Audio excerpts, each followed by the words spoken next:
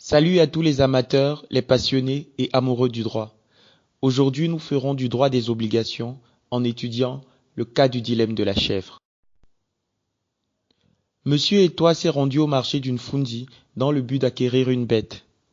Une fois au marché, il va trouver une chèvre qui convient à ses attentes et va proposer après négociation la somme de 30 000 francs CFA au vendeur qui va l'accepter.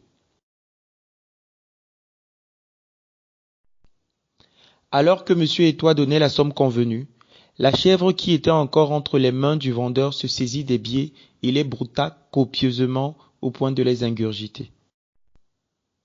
La question qui s'est alors posée était celle de savoir à qui incombait la responsabilité du préjudice causé par la chèvre.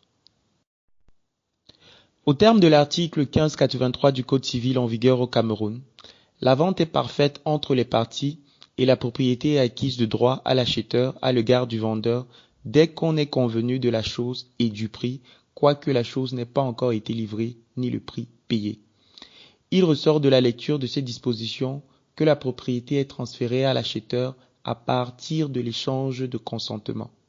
Il va donc sans dire qu'au moment où M. Étoile tendait les billets de banque à son co-contractant, il était déjà propriétaire de la chèvre.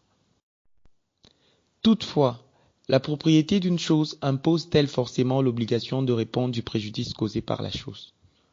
Au demeurant, la réponse est négative.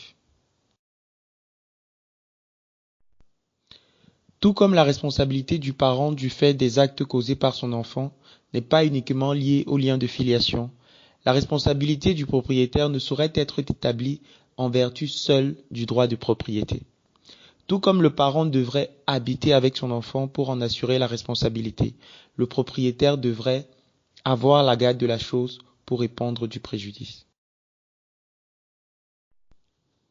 Bien que M. Étoile était désormais propriétaire de la chèvre, force est de constater que celle-ci n'a jamais été sous sa surveillance, élément pourtant nécessaire pour établir la responsabilité du fait des choses.